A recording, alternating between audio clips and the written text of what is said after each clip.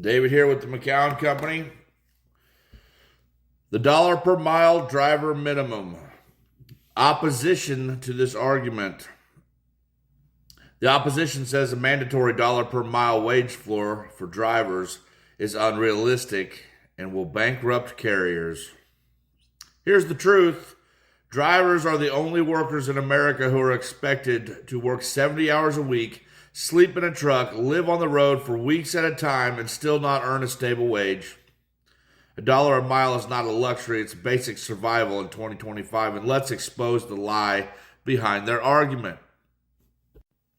Drivers' labor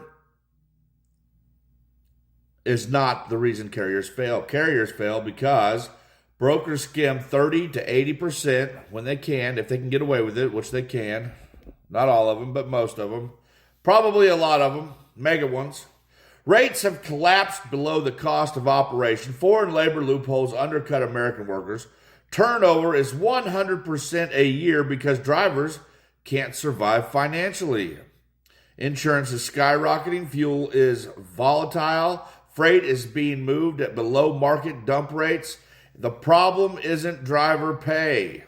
The problem is driver exploitation. And let's break the math down.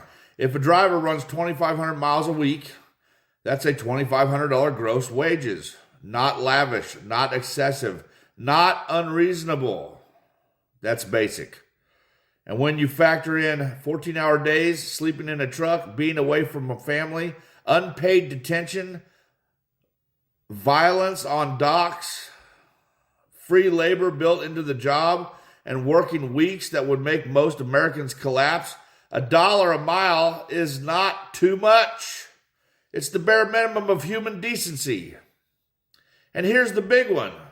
Studies show that when drivers earn stable percentage wages, stable, predictable wages, turnover drops, safety improves, training costs plummet, freight moves more reliable, carriers retain their workforce, insurance claims go down, maintenance improves, accidents decrease.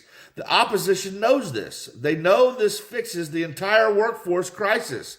That's why they're fighting it, because that when drivers are financially stable, nobody is desperate enough to move freight below cost, and nobody is desperate enough to tolerate abuse on a dock. And nobody is desperate enough to sign into a predatory lease program. And nobody is desperate enough to accept pennies on the dollar from a mega broker. $1 per mile wage floor would instantly end driver poverty, end turnover, end exploitation, end forced unpaid labor, end predatory lease purchase schemes, end corporate manipulation of desperate workers.